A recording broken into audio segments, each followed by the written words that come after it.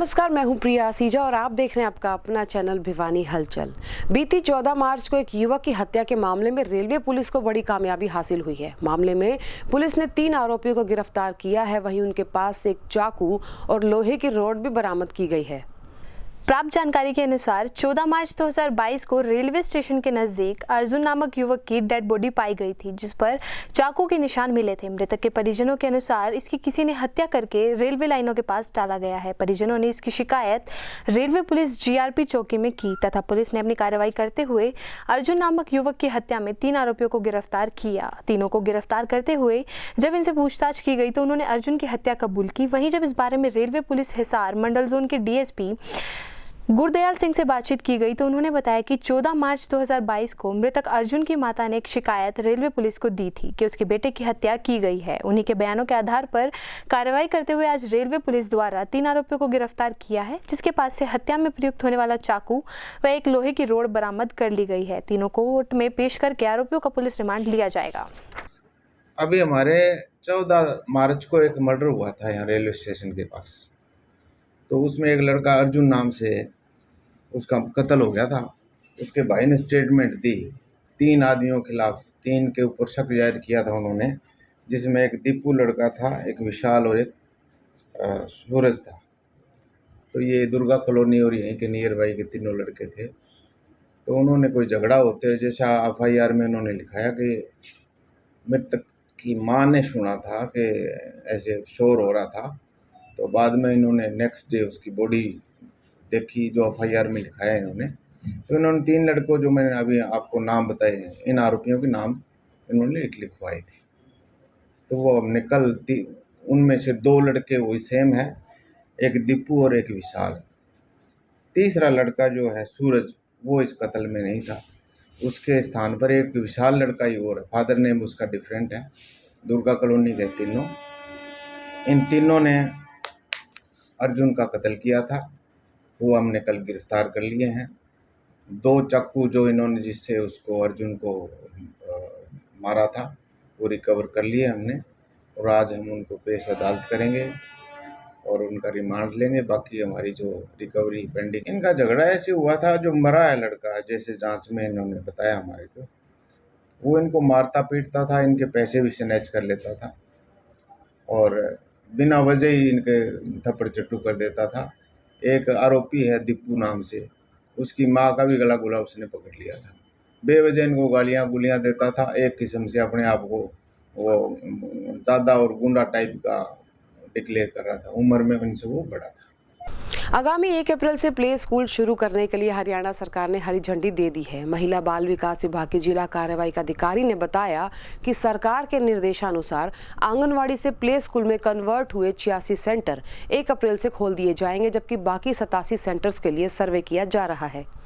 हरियाणा सरकार द्वारा 1 अप्रैल से प्ले स्कूलों को खोलने की मंजूरी दी गई है, जिसके चलते बच्चों के एडमिशन शुरू होंगे। वहीं जब इस बारे में महिला व बाल विकास विभाग जिला के कार्यवाही अधिकारी दर्शना मालवाल से बातचीत की गई तो उन्होंने बताया कि 1 अप्रैल से प्ले स्कूल खोले जाएंगे व यह स्कूल हरियाणा सरकार द्वारा आंगनवाड़ी स्कूलों में कन्वर्ट किए गए हैं। भिवानी में 173 प्ले स्कूल बनाने हैं, जिसमें से 86 स्कूलों को सेंटर बना दिया गया है तथा अब 87 सेंटरों पर जिला शिक्षा अधिकारी की मदद से सर्वे किया जा रहा है तथा जल्द ही इनको प्ले स्कूल में बदल दिया जाएगा। 1 अप्रैल से प्ले स्कूलों में दाखिला शुरू कर दिया जाएगा। वहीं महिला व बाल विकास कार्यवाहक अधिकारी दर्शना मालवाल ने क्षेत्रवासियों से अपील की है कि अपने बच्चों को ज्यादा से ज्यादा प्ले स्कूलों में दाखिला दिलाएं। जिला भिवानी में 173 आंगनवाड़ी सेंटरों को प्ले स्कूल में कन्वर्ट किया गया है, जिसमें से 86 सेंटर तो हमारे पहले प्ले स्कूल में जो स्कूल में आंगनवाड़ी सेंटर थे उनको प्ले स्कूल बना दिया गया था। बाकी 87 सेंटरों के लिए सर्वे चल रही हो रहा है। ज़्यादा से ज़्यादा यही है, स्कूलों में ही शिफ्ट होंगे वो सेंटर। 1 अप्रैल से क्लास शुरू करनी है, उसमें एडमिशन हमने 1 अप्रैल से लेने हैं, जिसका मेन मकसद ये है खेल खेल में शिक्षा देना, बच्चों को उनका सर्वांगीण करना, विकास करना। तो मैम जैसे प्ले स्कूल आप बनाने रहे क्या क्या विशेषता है आंगनवाड़ी सेंटरों में?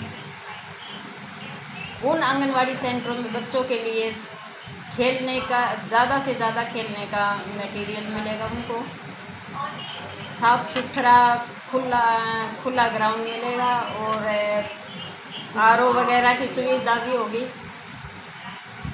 मेन पेंटिंग वॉल पेंटिंग करवा रहे हैं, जिसमें सभी अपील कर रही हूँ कि सभी अपने बच्चों को प्ले स्कूल में ही एडमिशन कराएं 1 अप्रैल से।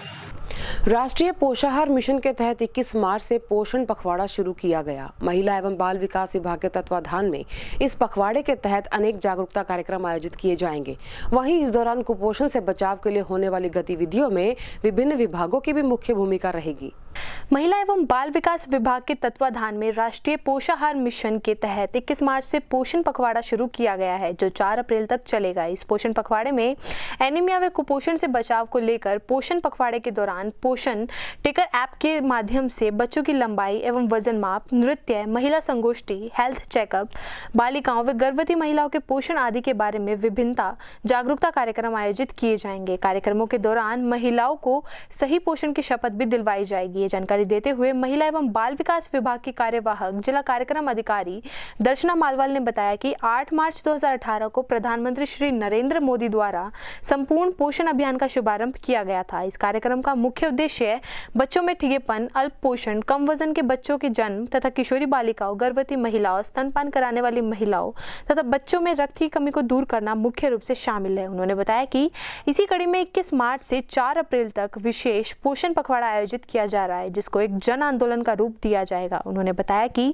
इस पखवाड़े के दौरान लोगों में कुपोषण व एनीमिया से बचाव को लेकर आयोजित होने वाली गतिविधियों को जन जन तक पहुंचाया जाएगा, जिसमें शिक्षा विभाग, पंचायती राज विभाग, ग्रामीण विकास विभाग, आयुष विभाग, जन स्वास्थ्य अभियांत्रिक विभाग, सूचना जनसंपर्क एवं भाषा विभाग, खेल और युवा मामला विभाग आदि की मुख्य भूमिका रहेगी। साथ ही उन्होंने बताया कि कुपोषण को खत्म करने के लिए विभाग द्वारा राष्ट्रीय पोषण मिशन के तहत सार्थक प्रयास किया जा रहा है। पोषण अभियान के तहत आंगनबाड़ी केंद्र और कुपोषित बच्चों के घर में पोषण वाटिका बनाई जाएगी तथा पोषण वाटिका से उगाई जाने वाली सब्जियां पोषक तत्वों से भरपूर रहेंगे। आजादी के अमृत महोत्सव की श्रृंखला में महिला एवं बाल विकास विभाग की तरफ से पोषण पखवाड़ा मनाया जा रहा है।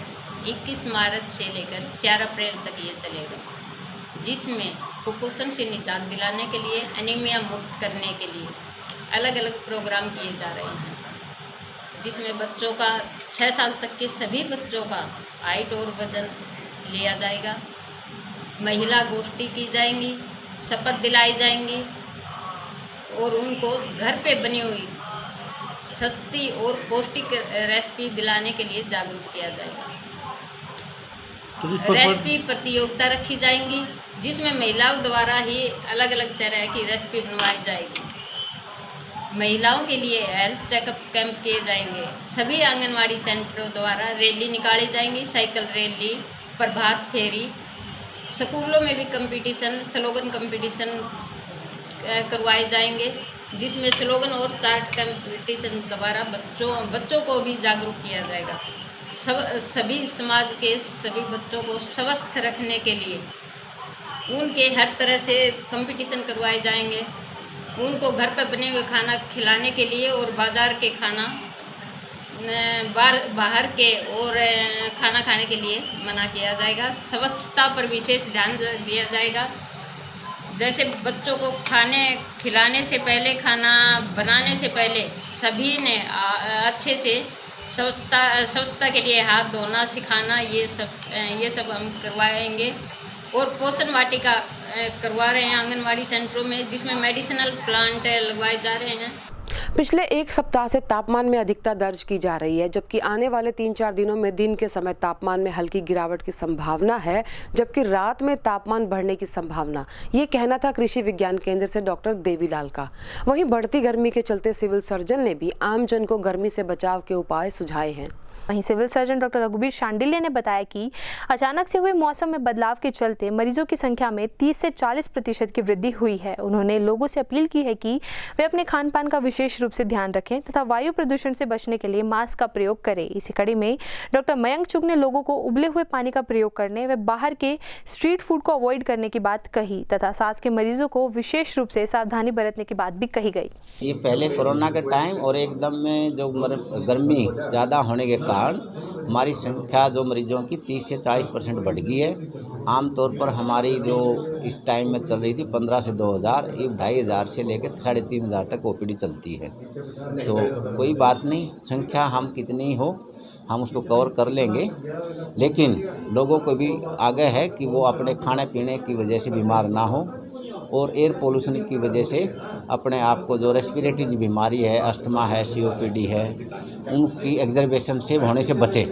वो बचने का तरीका मैंने यही बताया है कि साफ़ पानी पिए, साफ़ खाना खाएं और मुंह के ऊपर मास्क लगाओ। मार्च के महीने में काफ़ी गर्मी का प्रकोप चलता आ रहा है। इसमें एयर पोल्यूशन, पोलन ग्रहण की वजह से सांस के मरीज़ और वाटर बोर्न डिजीज़ के जो मरीज़ होते हैं, उल्टी दस्त के, उनकी संख्या बढ़ रही है। तो जैसे ही एयर पोल्यूशन और वाटर कंटेमिनेशन होती है, इन बीमारियों की संख्या बढ़ जाती है। तो आपके लोगों से यही प्रार्थना है कि हम पानी को उबाले ठंडा करें और ठंडा करने के बाद एक घड़े में 1 क्लोरीन की टैबलेट डालें और सेफ वाटर पिएं। अगर हम खाना पीना ठीक रखेंगे तो वाटर बोर्न खाने की वजह से जो बीमारियां होती है, उल्टी दस्त होती है, टाइफाइड होता है, पीलिया होता है, इन उल्टी होती है, इन बीमारी से बचा जा सकता है। 70% इसी सीज़न में यही बीमारी होती है। दूसरा है कि हम गर्मी और एयर पोल्यूशन से कैसे बचें। हमें मास्क लगाना चाहिए और जो खास करके गर्मी के समय जो 11 से लेकर के 3 बजे का जो टाइम है, उसमें हम घूमे फिरे नहीं, हम अपने शरीर को ढक के रखें, ज़्यादा फ्लूइड का सेवन करें। फ्रूट में जो जाता है कि हमारी जो परंपरा है, दूध है, लस्सी है, शिकंजी है, इनका ज़्यादा सेवन करें। फ्लूइड इनटेक ज़्यादा हो जाएगा तो जो स्वेटिंग के कारण पानी की कमी हो जाती है, नमक की कमी हो जाती है, वो नहीं होएगी। ये साल के माफिक इस साल करीब 1 महीना पहले गर्मी का प्रकोप ज़्यादा बढ़ गया है। एक कुछ तो हम इसको ये कह सकते हैं, जो हम साफ़ सफाई का ध्यान ज़्यादा नहीं रख रहे हैं, अल्ट्रा वायलेट रेज, इस सब चीज़ का इफेक्ट आता है लॉन्ग टर्म में ग्लोबल वार्मिंग का। मेन जो इसमें इफेक्ट हम देखने को चल रहे हैं, एक तो जो गर्मी की बीमारी थी वो जल्दी आने लगी हैं, जैसे वायरल बुखार, टाइफाइड आने लगा है, हीट स्ट्रोक गर्मी में निकलने की वजह से। जैसे लोगों को अभी भी ठंड का ही आदत थी तो कई लोग ज़्यादा देर बाहर रह गए धूप में, उनके दम से गर्मी लगी, सिर में दर्द, चक्कर आना, बेहोश होना, अक्सर लोग ऐसे आ रहे हैं। 2-3 पेशेंट मैंने नाक से ब्लीडिंग होते हुए देखा जिनका अचानक से BP बढ़ गया था, वो भी पेशेंट आ रहे हैं। दूसरा, जो मौसम के बदलाव से चेंजेस आती, बीमारियाँ आती थी कि एकदम से गर्म सर्द हो गया, खांसी जुकाम हो गया, सांस, वो भी इस बार समय से जल्दी आने लगी हैं।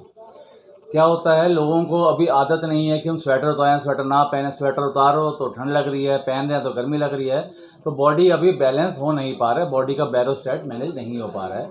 मेरी शहर वालों से यही अपील रहेगी कि कोशिश करें थोड़ा सा अपने आप को बचा के रखें, एकदम दिन के टाइम धूप में ज़्यादा ना निकलें, सुबह सुबह जाके बाहर ना निकलें, एकदम मौसम ठंडा होता है तो बॉडी का गर्म सर्द हो जाता है। घर से बाहर निकलें, बॉडी वार्म करके तभी निकलें, घर जाएं, गर्म पानी पिएं, गरारे करें, भाप लें, उससे हमारे लंग साफ़ रहेंगे, गला हमारा साफ़ रहेगा। समाज सेवी सिविल हॉस्पिटल में आज मैं पत्रकार महोदय अपने बड़े भाई जो 85 साल के हैं उनको दिखाने के लिए आया था और आज इतनी भीड़ है और टेम्परेचर इतना है, जबकि सुबह ठंड होती है, शाम को होती है, दोपहर को इतना टेम्परेचर है, तो आने वाले समय में मई, जून, जुलाई में क्या होगा। और इतने मरीज़ बढ़ रहे हैं और हॉस्पिटल में डॉक्टरों की कमी है, हालात कहाँ जाएंगे। और भिवानी सिविल अस्पताल, बंसीलाल हॉस्पिटल का तो ये हाल है कि वहाँ डॉक्टर ही नहीं है, कान का डॉक्टर नहीं है, नाक का डॉक्टर नहीं है, स्किन का डॉक्टर नहीं है। आप देखिए कि जनता बाहर लूटने के लिए खड़ी है। जो प्राइवेट चिकित्सालय हैं वहाँ जाएंगे स्किन दिखाने के लिए, नाक कान दिखाने के लिए, वहाँ क्या हाल होगा। और महंगाई इतनी, बेरोजगारी इतनी, वो गरीब आदमी जो मध्यम दर्जे का आदमी है, 3/4 लाइन का आदमी है, उसके हालात देखें मुख्यमंत्री जी। और यहाँ जल्दी से जल्दी स्किन का और नाक का डॉक्टर भेजें। मैं मास्टर सतबीर रतेरा, आज मैं सिविल हॉस्पिटल में किसी पेशेंट को दिखाने के लिए आ रहा था, तो इतनी भारी भीड़ है। हमारे CMO साहब भी पेशेंटों को चेक कर रहे हैं और आज इतनी गर्मी है तो आगे भविष्य में तो 2-3 महीने बाद बहुत ज़्यादा गर्मी होगी, तो अच्छी प्रकार से व्यवस्था करनी चाहिए और डॉक्टरों की व्यवस्था करनी चाहिए। और जो इतनी भारी भीड़ है इनके लिए अच्छा प्रबंध करना चाहिए और इनके इलाज के लिए भी यहाँ अच्छी व्यवस्था करनी चाहिए। गौरतलब है कि कृषि विज्ञान केंद्र के डॉक्टर देवीलाल ने जानकारी देते हुए बताया कि पिछले एक सप्ताह से तापमान औसत तापमान से 3 से 4 डिग्री अधिक रहा है तथा आने वाले 3 से 4 दिनों में दिन के तापमान में हल्की सी गिरावट और रात का तापमान बढ़ने की संभावना है। वे अगले एक हफ्ता मौसम शुष्क रहने की संभावना है। उन्होंने बताया कि पिछले दिनों में जो मौसम में वृद्धि रही है उसे किसान भाई अपना गेहूं की फसल में पानी दे। मौसम के बारे में किसान भाइयों को बताना चाहते हैं कि जैसे पिछले एक सप्ताह से दिन के तापमान जो कि औसत तापमान से अधिक रहा 3 से 4 डिग्री और अभी आने वाले 3 से 4 दिन तक दिन के तापमान में हल्की गिरावट की संभावना है। बाकी रात का तापमान जो है वो बढ़ने की संभावना है और अभी तक मौसम जो अगले एक सप्ताह तक जो है वो ऐसा ही शुष्क बने रहने की संभावना है। तो जो दिन के तापमान में हल्की वृद्धि हुई पिछले दिनों में उससे किसान भाइयों को ये सलाह देना चाहता हूँ कि गेहूं की फसल में हल्की सिंचाई करें ताकि उसका अच्छे से पकाव हो सके। में अभी बारिश की कोई संभावना नहीं है। एक हल्का पश्चिमी विक्षोभ जो कि हिमालय के ऊपर बना हुआ है तो उसकी वजह से दिन के तापमान में हल्की गिरावट की संभावना बनी हुई है। बाकी बारिश की अभी कोई संभावना नहीं है। मौसम अगले एक सप्ताह तक शुष्क बने रहने की संभावना। मंगलवार से शहर के सभी महाविद्यालयों में स्नातकोत्तर कोर्सेज की परीक्षाएं शुरू हो गई। ये परीक्षाएं ऑनलाइन और ऑफलाइन दोनों माध्यमों से ली जा रही हैं। इस बारे में महाराजा नीमपाल कॉलेज के प्रिंसिपल ने कहा कि परीक्षाओं को नकल रहित कराने के लिए हर संभव प्रयास किए जाएंगे। मंगलवार से चौधरी बंसीलाल विश्वविद्यालय सहित सभी कॉलेजों में पोस्ट ग्रेजुएशन कोर्सेज के एग्जाम शुरू हो गए हैं। इसी कड़ी में महाराजा नीमपाल कॉलेज में भी एमए की परीक्षाएं ऑनलाइन व ऑफलाइन दोनों मोडों में शुरू की गई है। वहीं महाराजा नीमपाल कॉलेज के प्रिंसिपल दिनेश काबा ने बताया कि एमए की परीक्षाएं आज कॉलेज में सुचारू रूप से शुरू की गई हैं तथा परीक्षाओं के सफल संचालन के लिए सभी अध्यापकों की ड्यूटी लगाई गई है। वहीं ऑनलाइन परीक्षा दे रहे विद्यार्थियों पर भी कड़ी नजर रखी जाएगी तथा परीक्षाओं को नकल रहित करवाने हेतु हर संभव प्रयास किया जाएगा।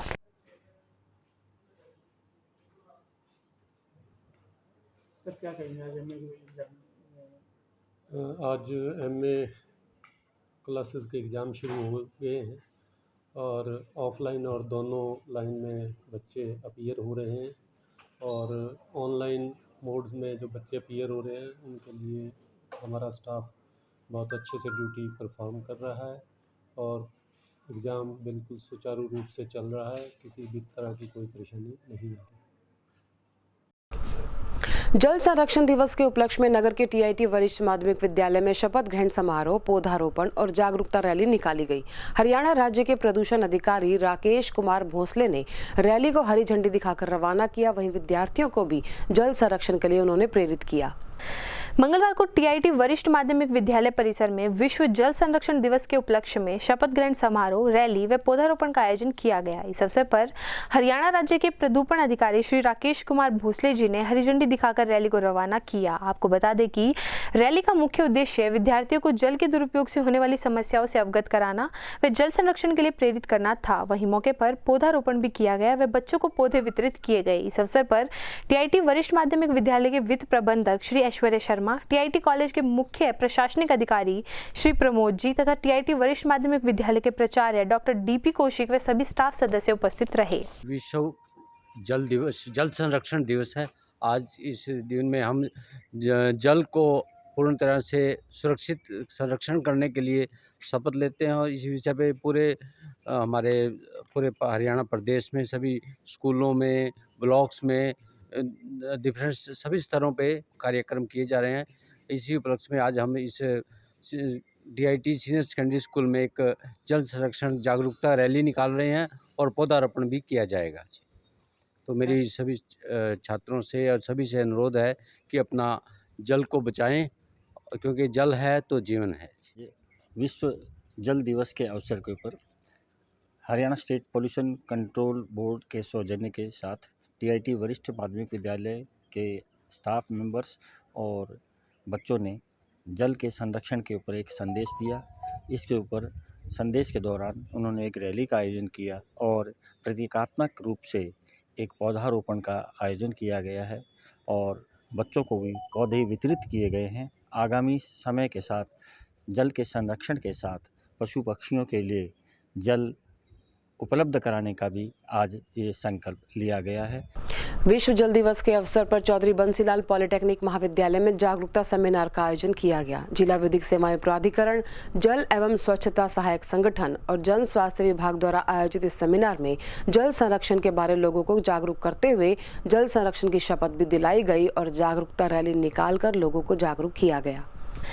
जिला विधिक सेवा प्राधिकरण के चेयरमैन तथा जिला एवं सत्र न्यायाधीश रमेश चंद्र डिमरी के निर्देशानुसार व जिला विधिक सेवा प्राधिकरण के सचिव एवं मुख्य न्यायिक दंडाधिकारी हिमांशु सिंह के मार्गदर्शन में विश्व जल दिवस के अवसर पर जिला विधिक सेवाएं प्राधिकरण व जल एवं स्वच्छता सहायक संगठन तथा जन स्वास्थ्य अभियांत्रिक विभाग द्वारा चौधरी बंसीलाल पॉलिटेक्निक महाविद्यालय में जल संरक्षण की शुरुआत सेमिनार का आयोजन किया गया। इस शिविर में जन स्वास्थ्य अभियांत्रिक विभाग से सलाहकार अधिकारी अशोक भाटी व प्राधिकरण से विधिक स्वयं सेवक राजेश बिष्ट, मनीषा अंतु ने विद्यार्थियों को जल संरक्षण के बारे में विस्तार से बताया। इस अवसर पर विद्यार्थियों को जल शपथ दिलाकर जल बचाओ जागरूकता रैली निकाली गई। प्राधिकरण के सचिव हिमांशु सिंह ने बताया कि जिन 5 तत्वों को जीवन का आधार माना गया है उनमें से एक तत्व जल है। जल के बिना जीवन की कल्पना नहीं की जा सकती। जल का महत्व इस बात से भी समझा जा सकता है कि दुनिया की बड़ी बड़ी सभ्यताएं नदियों के किनारे ही विकसित हुई हैं और प्राचीन नगर नदियों के तट पर ही बसे। दैनिक जीवन के अलावा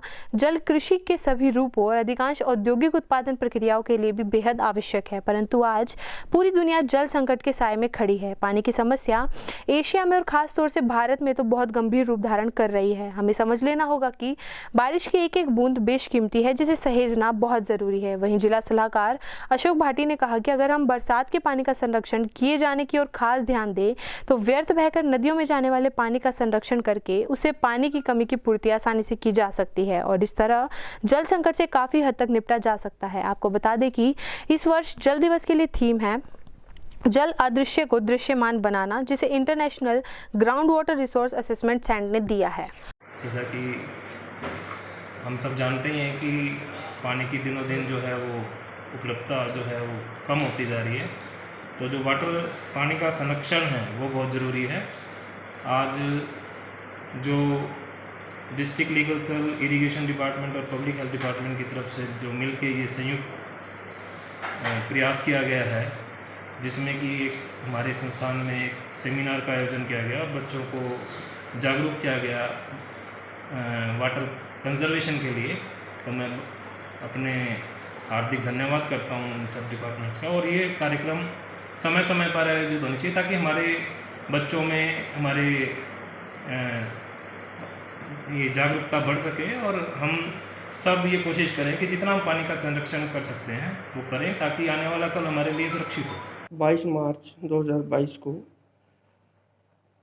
वर्ल्ड वाटर डे के तौर पे हम लोग मनाते हैं और इस दिन जल संरक्षण को लेके लोगों में जागरूकता फैलाने के लिए आज का सेमिनार आयोजित किया गया है और इस सेमिनार में बच्चों को जल संरक्षण के प्रति जागरूक करना, किस प्रकार से पानी बचाना है और क्यों पानी की इतना इम्पोर्टेंट है, क्योंकि आने वाले समय में हम लोग इस तरफ बढ़ रहे हैं कि लगातार पानी की कमी होती जा रही है और इस पानी को अगर हम बचाएंगे तो आने वाली जो पीढ़ी है हमारी वो हमारा एहसान मानेंगे। तो इसलिए आज से ही हम लोग प्रण लेके चल रहे हैं कि भाई दिन प्रतिदिन हमने पानी अपने दिनचर्या में बचाना है। इस डे की इम्पोर्टेंट इसलिए भी ज़्यादा ज़रूरी हो जाती है क्योंकि पूरे विश्व में ये पूरा एक साथ ही मनाया जा रहा है। सभी संस्थाएं मिलके, चाहे सरकारी हैं, चाहे वो गैर सरकारी हैं, चाहे वो व्यक्ति हैं या सामाजिक कार्यकर्ता हैं, तो सभी एक दिन जब ऐसे प्रोग्राम आयोजित करेंगे तो समाज में जागरूकता बहुत जल्दी आती है और लोग समझते हैं। आज जैसा आप सभी को पता है विश्व जल दिवस है और जिसकी थीम पहली बार ground water making the invisible visible है। मतलब जो अदृश्य है उसको दृश्य बनाना है, जो छुपा हुआ है उसको सबके सामने लेके आना है। इसी के उपलक्ष्य में आज हमने चौधरी बंसीलाल गवर्नमेंट पॉलिटेक्निक में बच्चों के समक्ष एक सेमिनार किया, प्रभात फेरी की और बच्चों को जागरूक किया आने वाले कल के बारे में, गिरते भूजल के बारे में और बताया अटल भूजल योजना के बारे में, जो कि अपने राज्य में 14 जिलों और 36 ब्लॉक एवं 1700 करीब 1700 गाँव में चलाई जा रही है। भिवानी के 4 ब्लॉक इसमें हैं और इसमें मैं धन्यवाद करना चाहूँगा अशोक भाटी जी का, जिन्होंने हमें मौका दिया। छोटी काशी में सुख, शांति और समृद्धि हो, इसी कामना के साथ श्री महंत जूना अखाड़ा डॉक्टर अशोक गिरी जी महाराज के शिष्य खंडेश्वरी मान गिरी ने 41 दिन की खड़ी तपस्या शुरू की है। तपस्या के बाद गौ भोजन, कन्या भोजन, हवन, रक्तदान शिविर और पौधारोपण भी किया जाएगा। स्थानीय नई अनाज मंडी के सामने पंचमुखी त्रिमूर्ति मंदिर में अंतर्राष्ट्रीय श्री महंत जूना अखाड़ा डॉक्टर अशोक गिरी जी महाराज के शिष्य खंडेश्वरी मान गिरी भग्गू महाराज ने एकादशी के दिन से 41 दिन की खड़ी तपस्या शुरू की है। आपको बता दें कि तपस्या के बाद में गौ भोजन, कन्या भोजन, हवन के साथ 108 पौधारोपण किया जाएगा। इसके साथ ही रक्तदान शिविर का भी आयोजन किया जाएगा। वहीं मानगिरी जी महाराज ने बताया कि यह तपस्या छोटी काशी में सुख, शांति, समृद्धि व उन्नति के लिए कर रहे हैं। खड़ी तपस्या करने से पूर्व भगवान शिव का जलाभिषेक कर पूजा अर्चना की गई थी। इसके साथ अनेक महात्माओं तथा भक्तजनों को संकल्प दिलाया गया। साथ ही उन्होंने बताया कि तपस्या करने की प्रेरणा उन्हें उनके गुरु अंतर्राष्ट्रीय श्री महंत जूना अखाड़ा डॉक्टर अशोक गिरी जी महाराज से प्राप्त हुई। इस अवसर पर बलदेव गिरी, सजन पहलवान, संदीप, सनी, नरेश, सुरेश सैनी सहित अनेक लोग उपस्थित रहे। मेरा नाम बाबा मानगिरी भग्गू महाराज है और मैं एकादशी से फागुन एकादशी से 14 तारीख से 41 दिवसीय खड़ी तपस्या कर छोटी काशी भिवानी नगरी में पंचमुखी हनुमान मंदिर और काली माता मंदिर के सामने में कर रहा हूँ। और हमारा उद्देश्य यही है कि छोटी काशी और पूरे विश्व के अंदर में सुख, शांति, समृद्धि, तरक्की, उन्नति हो और हर एक की मनोकामना पूर्ण हो। तपस्या पूर्ण होने के बाद हर गुरुवार को, इस गुरुवार को हमने लक्ष्य रखा है कि गौओं को हरा चारा डाला जाएगा और उससे अगले गुरुवार को जल का पानी पिलाया जाएगा। फिर ब्लड डोनेशन का कैंप में हमने रखवाया गया है और 108 तुलसी के पौधे हर घर में दिए जाएंगे, ताकि तुलसी का पौधा इसलिए दिया जाता है ताकि जहाँ तुलसी का पौधा जाएगा वहाँ सुख, शांति, समृद्धि आएगी और तुलसी के पौधे की पूजा भी की जा सकती है और उसको बचाया भी जा सकता है और वो हर एक आने की बीमारियों में काम भी आता है। इसलिए 108 तुलसी के पौधे वितरित किए जाएंगे और उसके बाद ब्लड डोनेशन कैंप का भी आयोजन किया जाएगा। समाज सेवी सुरेश चंद डुलगच ने आम आदमी पार्टी का दामन थाम लिया। उन्होंने कहा कि वे पार्टी के साथ मिलकर पार्टी के हाथ मजबूत करेंगे और पार्टी के साथ हर हालात में खड़े रहकर उसे मजबूती देंगे। सुरेश चंद डुलगच जी जो भिवानी महेंद्रगढ़ लोकसभा क्षेत्र से 2019 में चुनाव लड़ चुके हैं, इन्होंने आज़ाद उम्मीदवार के रूप में चुनाव लड़ा था और सम्मानजनक वोट मिले थे। आज अरविंद केजरीवाल की आम आदमी पार्टी की काम की राजनीति से प्रभावित होकर आम आदमी पार्टी को ज्वाइन किया है इन्होंने। हम इनको बहुत बहुत शुभकामनाएं देते हैं। आम आदमी पार्टी के जो हमारे राष्ट्रीय हैं किए गए हैं, मैं आम आदमी पार्टी में शामिल हो चुका हूं और मैं तन मन धन के साथ इस पार्टी को उभारूंगा। संविधान को देखते हुए हम हमारी और इसी के साथ दीजिए हमारी पूरी टीम को इजाजत। बने रहिए भिवानी हलचल के साथ।